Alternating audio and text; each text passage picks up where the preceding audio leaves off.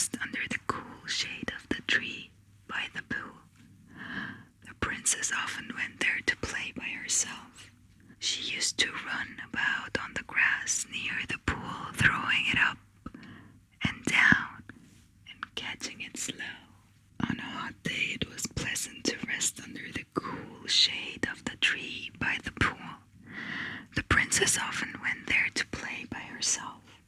She used to run about on the grass near the pool, throwing up her golden ball, up and down and catching it slow. One day, however, when the princess threw up her ball, it did not fall into the outstretched hands. It fell onto the grass and bounced into the deep pool with a loud splash. The princess could not bear to think that she had really lost her beautiful golden ball. She began to cry, and the more she thought about the loss of her favorite toy, the louder she cried. As the princess wept, she heard a voice saying, "Why do you weep, young princess? What is wrong?"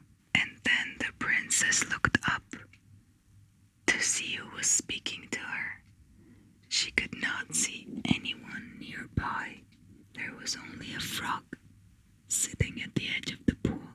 So she said to the frog, "I'm crying because my beautiful golden ball has fallen into this deep pool." "Do not cry," said the frog. "I can help you to get your ball, but you will give me something in return." "What would it be?" asked the frog. "I will give you anything you wish for," replied the princess. "You can have my clothes, my jewels, or even my golden crown, if only you find my golden ball." "I do not want your clothes, or your jewels, or even your golden crown," replied the frog. "I should like you to love me. I want you to let me be your friend and play with you. I want to sit beside you at the table, eat from your golden plate, and drink from your golden cup. I want to sleep in your bed beside you. If you will promise me these things," went on the frog, saying, "I shall dive down into the deep pool and find your golden ball. Do you promise?" The princess thought that the frog was talking a lot of nonsense. Also, she wanted her golden ball very much.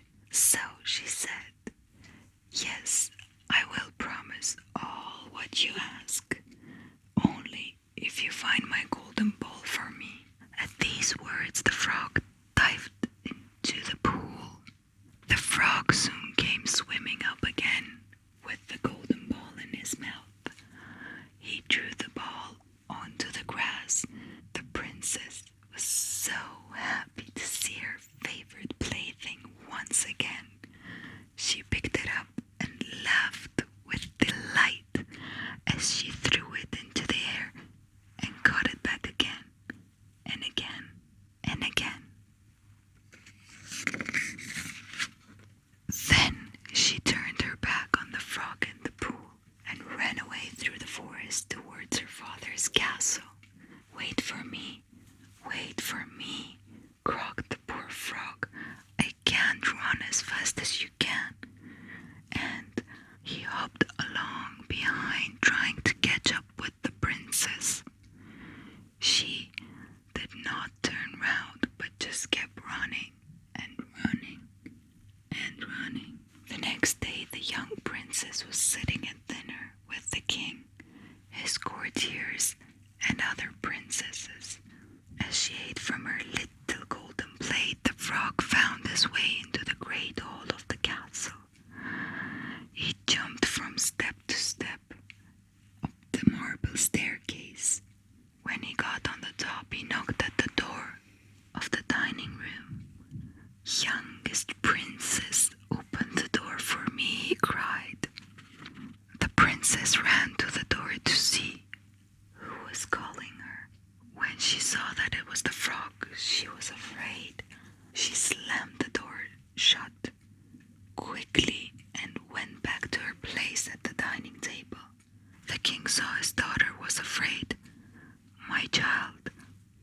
has frightened you?"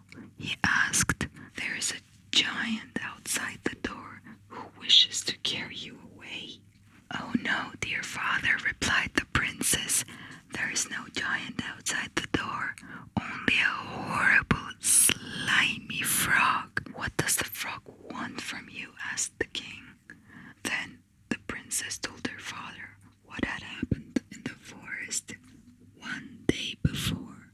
"I promised he could live with me," she said, "but I never thought he would come so far for me and the water." Just then another knock was heard on the door, and a voice cried out, "Youngest princess, hear me call. Remember you lost your golden ball. As you played yourself beside the pool, I dived into the water's cool, and your ball I found returned to you. So please remember your promise true, to take me along, to live with you." "When a promise is made, it must be kept," said the king to his daughter. "Go and open the door." The youngest princess went and opened the door. She returned to the chair. The frog hopped behind her. When she sat down, the frog said, "Put me on the table beside you, please." The princess hesitated, but the king told her to do so, as the frog asked. When the frog was at the table, he said to the princess, "Please push your little golden plate nearer to me, then we can eat together from the same plate." The princess did so, but very unwillingly. She barely touched her food, and each mouthful seemed to her to be choking. The frog, however, enjoyed every little bite he ate. When he had finished eating, the frog turned to the princess and said, "Now I am tired. Please take me to your room, and we will lie on your little silken bed and go to sleep." At that, the youngest princess burst into tears. She did not like to touch the cold little frog, and she could not bear to think of him beside her in her own bed. Then the king grew angry and spoke sternly to his daughter. "If someone helps you when you are in trouble," he said, "you cannot afterwards turn your back on him. Take the frog with you to your room right now." So the princess had to pick up the frog and take him to her room. She put him in the corner of the room as far as possible from the bed. Then she got into her silken bed and turned her back to him. Once more the frog spoke up. "I am too tired," he said. "I want to sleep beside you on your silken bed. Please lift me up." Again the princess began to weep. "If you do not lift me up onto your bed," said the frog, "I shall have to tell the king, your father." The princess knew she had no choice, for her father would insist that she kept her promise.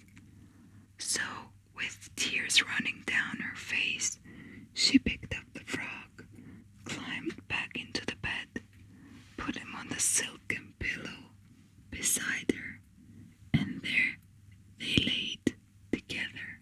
No sooner had she done so, the frog turned into a handsome prince.